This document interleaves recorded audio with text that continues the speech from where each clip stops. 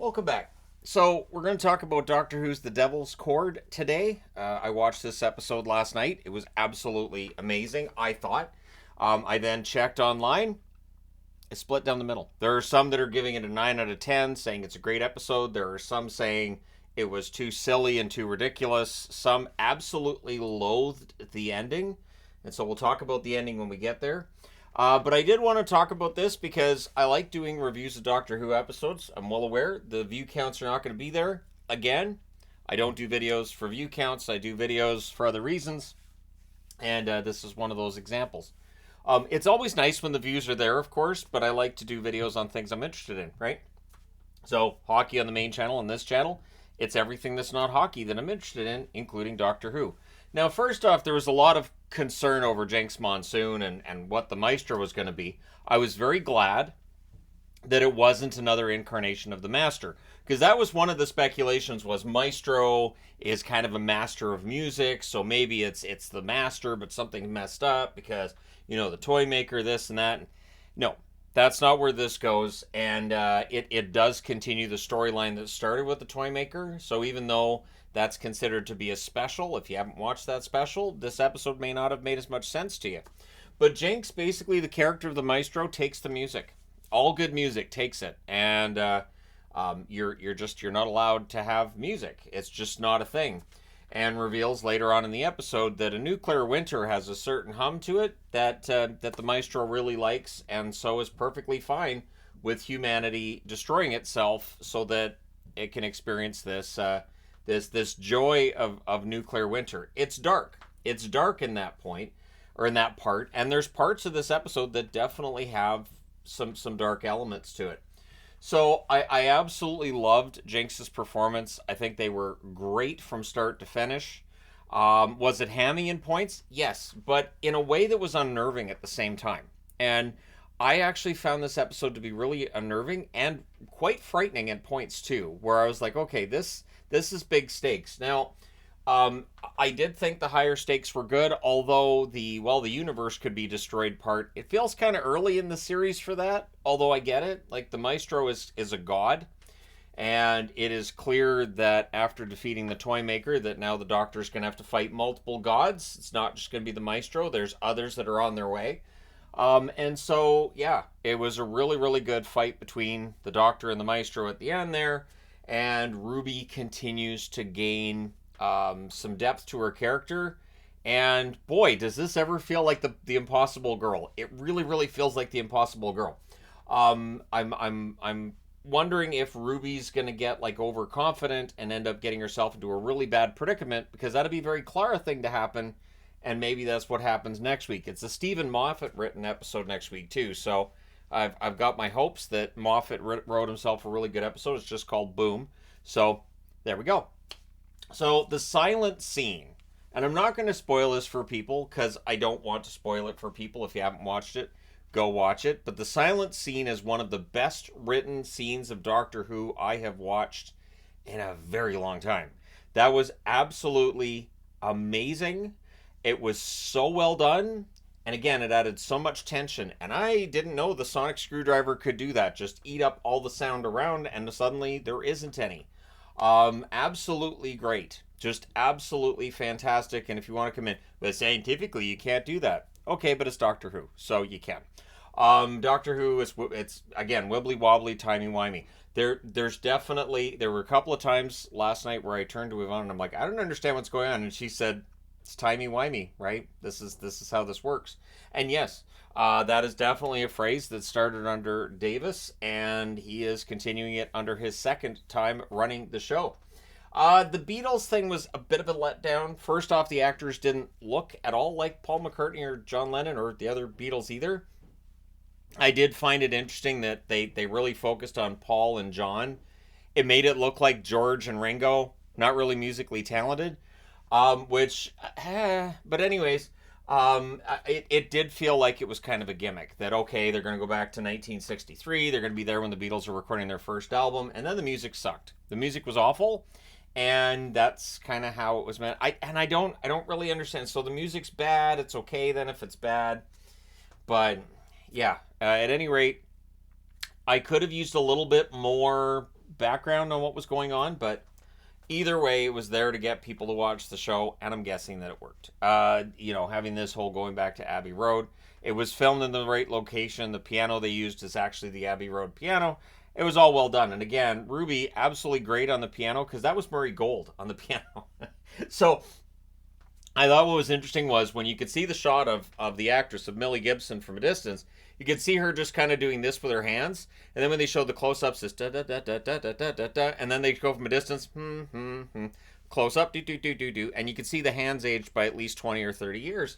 So, and I mean, if you're gonna play like that, your hands probably age quickly. I don't think that's how it works. But I did like some of the aspects of this episode from that side. And again, I thought it was a great episode. The Beatles thing was kind of weird. The Abbey Road thing a little bit weird too. But hey, it's kind of fun. And Ruby's power. So the maestro being clearly alarmed at what's going on inside of Ruby, and this song that she has from her birth having this power. And I think it's Carol of the Bells too, which is my favorite Christmas song. Now I have a reason to listen to it as well, outside of Christmas. But clearly was very, very concerned about whatever's going on, and said that she's wrong. Points at Ruby, she's wrong. And so again, we're getting this idea that the Ruby Sunday is not exactly what she appears, and something's gone really, really wrong with her, which has brought the Doctor into her life. And again, I think there's going to be an overlap here where whatever's happening with Ruby is going to have something to do with the timeless child. And I think we'll see the whole storyline play itself out by the end of this season. The One Who Waits is almost here. The words said by the maestro as like a warning. And The One Who Waits, now there's theories out there on the internet. Reddit. I saw one and I thought, you know what, it makes sense. So during this episode, the Doctor is lamenting that he started traveling the universe with his granddaughter and had to leave his granddaughter behind. We haven't heard Susan mentioned a lot. We haven't. And they made a really big point of mentioning Susan here. Now, I've watched Russell T Davies series before. Nothing is done by accident. Nothing. So I don't care what it is in this series. Whatever's happening is all going to lead itself to the big finale for this. So what if it's Susan that's the one that waits? What if we see Susan, who's his granddaughter, meaning Time Lord, is the one who's been waiting? And what if Susan was corrupted by the toy maker? What if the toy maker saved her and convinced her that the Doctor is really the problem here, and because he never came back to get her, she's got bitterness that is built up over how many thousands of years has the Doctor lived since then? Meaning Susan would have lived those thousands of years as well, would have gone through regenerations too. So we'll see, and could be any of the characters we've seen on the show. Could you be seeing Susan? We could have seen her already. We have no idea. So it is interesting, and again, The One Who Waits is almost here, meaning might be stuck in another universe, alternate universe, that kind of thing. I've seen complaints about the fourth wall breaks by the Doctor, by Jinx in that episode as well. You know what? Fourth wall breaks are kind of standard in Doctor Who now. Like, the 12th Doctor did a lot, the 4th Doctor did it a lot, if you want to go back that far. I don't have a problem with it. I really don't, because I've seen people like, well, does this mean that they're acknowledging it's a TV show? Look, it's a show about time travel. It is a show about going through space and time in a police box, which has an infinite amount of space inside of it. So, yeah, it's fine to me if it's, going to be meta and over the top. And there's definitely some meta moments. The playing of the Doctor Who theme, for instance, in last night's episode. But that's not the first time we've seen that. The 12th Doctor played that, and I always thought the Four Knocks thing,